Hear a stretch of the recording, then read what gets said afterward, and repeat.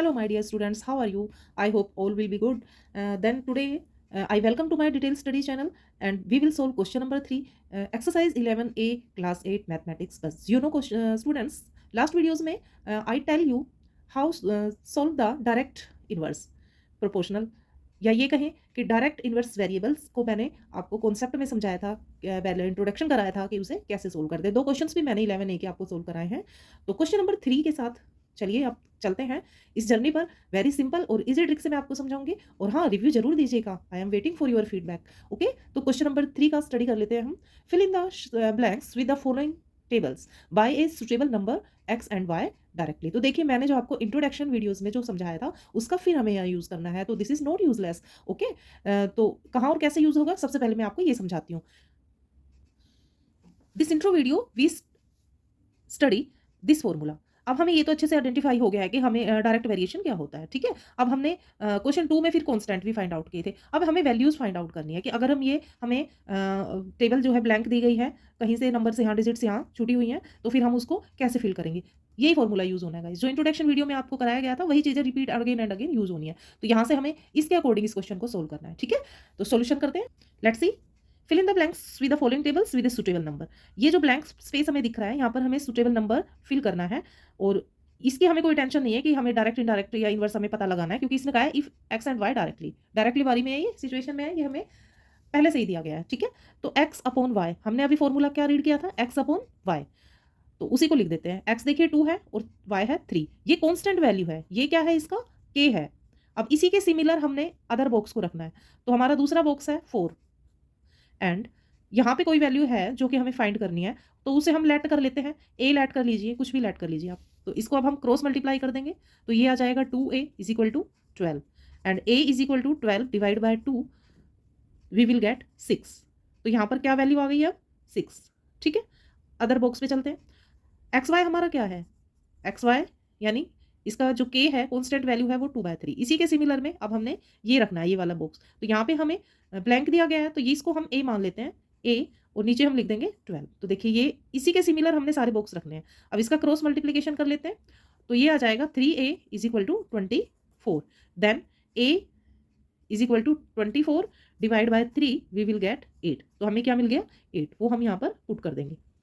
Box number 3 में again हमने constant के कोरिलेट ही अगला बॉक्स रखना है। हमारा कांस्टेंट क्या है, कि हमारा क्या है, 2/3 है, ये जो है 2/3। इसी के सिमिलर हम ये लिखेंगे अब 15।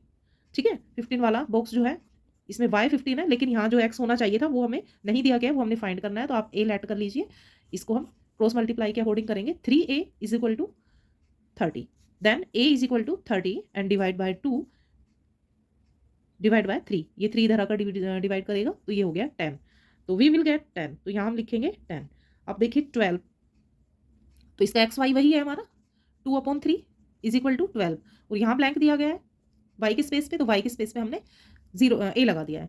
कैलकुलेशन कर लेते हैं क्रॉस मल्टीप्लाई के according, then a is equal to 36 divide by 2, then we will get value of a is 18। तो यहाँ हम लिखेंगे 18। तो अब देखिए 2/3, इसको 2 से कैंसिल करेंगे 2/3, इसको 4 से कैंसिल करेंगे 2/3, और इसको 5 से करेंगे 2/3, इसको 6 से करेंगे 2/3, तो सबकी जो है 2/3 वैल्यू आ जाएगी, यानी कि इनका कांस्टेंट क्या आ जाएगा, सेम आ जाएगा। इसके बी पार्ट को देखते हैं। B part is the same heading. ये एक्स और वाई जो है वेरी डायरेक्टली प्रोपोर्शनल में गिवन है, तो हमने ये टेबल को कंप्लीट करना है। तो हमारा एक्स वाई क्या है, यहाँ पे सबसे पहले हम एक्स वाई लिख लेते हैं अपना 1.5 अपॉन 4.5। अब हम फर्स्ट ये सेकंड बॉक्स को फुलफिल करेंगे, तो एक्स वाई के अपोजिट इसे हम रखेंगे 1.1, इसे हम x मान लेते हैं या a मान लेते हैं, जो आप मर्जी करें मान सकते हैं। 1.5 a is equal to 1.1 multiply 4.5। देखिए, इन दोनों का क्रॉस मल्टीप्लाई कर दिया। नेक्स्ट स्टेप में 1.1 मल्टीप्लाई 4.5, एंड 1.5 इधर आएगा, डिवीजन डिवाइड करेगा, ये 3 से कैंसिल हो गया। इसको मल्टीप्लाई करेंगे हम 1.1 से, तो हमें मिलेगा 3.3, तो यहाँ लिखेंगे हम 3.3। देखिए गाइस, डेसिमल देखकर कुछ बच्चे ना कंफ्यूज हो जाते हैं, पजल हो जाते हैं कि इसमें तो डेसिमल आ गया, बट आपको ऐसा बिल्कुल भी कंफ्यूज नहीं होना है। डेसिमल है, उसकी अपनी एक वैल्यू होती है, जितना डेसिमल के बाद जितना डिजिट हो उतना आप 10, 100, 1000 लगाकर उसे कैंसिल कर लीजिए, तो आप सिंपली सोल्व कर पाएंगे। तो बिल्कुल भी आपने कंफ्यूज नहीं होना है, पजल नहीं होना है। डेसिमल को देखकर आप बिल्कुल शांत मन से, शांत दिमाग से आप इसे सोल्व करेंगे, एग्जैक्ट स्टेप बाय स्टेप करेंगे, तो कोई भी प्रॉब्लम नहीं आएगी। मैं आपको विश्वास दिलाती हूँ। ठीक है, believe on me and follow me. Then other box लेते हैं। तो हमारा एक्स वाई जो है, ये जो कांस्टेंट वैल्यू है, इसी के सिमिलर हम सेकंड बॉक्स को रखेंगे 1.5 upon 4.5 is equal to, second box में यहाँ पर हमें जो ब्लैंक दिया गया है वहाँ पर हम ए लिख लेंगे, और जो वाई डिनोमिनेटर दिया गया है 11 0.5 वो हम ये ऐसे लिख लेंगे। क्रॉस मल्टीप्लाई हमने किया तो 4.5 ए इज इक्वल टू 1.5 मल्टीप्लाई 11.04। कोई नहीं, हम चलते हैं आगे, अभी हम ऐसा कुछ वैल्यू पुट नहीं करेंगे डेसिमल की, चलते जाते हैं, जब हमें जरूरत होगी तब हम रख लेंगे। 4.5 इधर मल्टीप्लाई था, इधर का डिवाइड हो गया, ये कैंसिल हो गया सीधा 3 से, इसे हम 3 से कैंसिल कर देते हैं। 3 3 ज़ा 9, 3 3 ज़ा 9 एंड 3 3 ज़ा 9, सॉरी 3 6 ज़ा 18, यहाँ पर 3 6 ज़ा 18 और उसके बाद 80, 3 8 ज़ा 24। तो इस तरह से हम डिवाइड करेंगे तो ये हमें मिलेगा 3.68। 3.68 यहाँ हम अपने इसकी वैल्यू लिख देते हैं 3.68। देखिए अब इसी के सिमिलर, यानी ये हमारा जो के है एक्स वाई 1.5 4.5, इसी के सिमिलर हम अपना थर्ड बॉक्स रखते हैं 1.5 अपॉन 4.5। यहाँ पर हमें ब्लैंक दिया गया है तो ए लिखेंगे और नीचे हम लिखेंगे 15.63। क्रॉस मल्टीप्लाई करते हैं तो 4.5 ए इज इक्वल टू 15.63 मल्टीप्लाई 1.5। ए यहाँ पर रह जाएगा 15.63 मल्टीप्लाई 1.5 अपॉन 4.5। कैंसिल करेंगे इसको, 3 आ जाएगा, 3 से इसे कैंसिल कर देते हैं, 3 5 जा 3 2 जा 1, यानी 5.21 ये आ गया है हमारे पास 5.21। अब हम यहाँ पर इसको प्लेस कर देते हैं, ठीक है। लास्ट फाइनल बॉक्स इसी के सिमिलर रखेंगे, यही हमारी कांस्टेंट वैल्यू है 1.5 अपॉन 4.5 इज इक्वल टू 10.11। और यहाँ पर हमें जो लिखना था वो नंबर नहीं दिया गया है तो यहाँ हम ए लिख लेंगे। क्रॉस मल्टीप्लीकेशन कर लेते हैं तो ये आ जाएगा 1.5 ए इज इक्वल टू 10.11 मल्टीप्लाई में 4.5, ठीक है। ए यहाँ रह जाएगा 10.11 मल्टीप्लाई 4.5 अपॉन में 1.5, ये 11 है, इसे कैंसिल करेंगे 3 आ जाएगा, 3 से इसका हम करेंगे मल्टीप्लाई तो हमें मिल जाएगा 30.33। ये वैल्यू हम यहाँ पुट कर देंगे 30.33।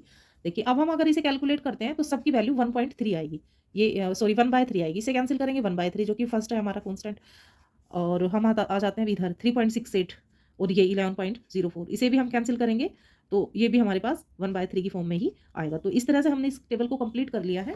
तो चलते रहिए मेरे साथ, फॉलो करते रहिए, स्टेप बाय स्टेप सॉल्यूशंस के साथ मैं आपके लिए वीडियोस इसी तरह से यूजफुल वीडियोस लेकर आती रहूँगी।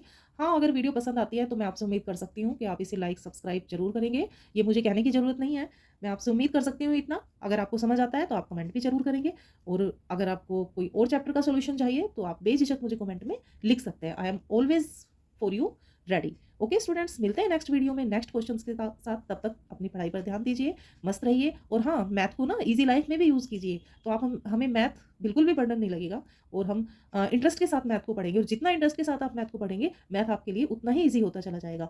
मिलेंगे नेक्स्ट वीडियो में नेक्स्ट क्वेश्चंस के साथ, तब तक के लिए अपना खास ख्याल रखिएगा, मस्त रहिए, खुश रहिए, और आप पढ़ाई करते रहिए। Bye bye students.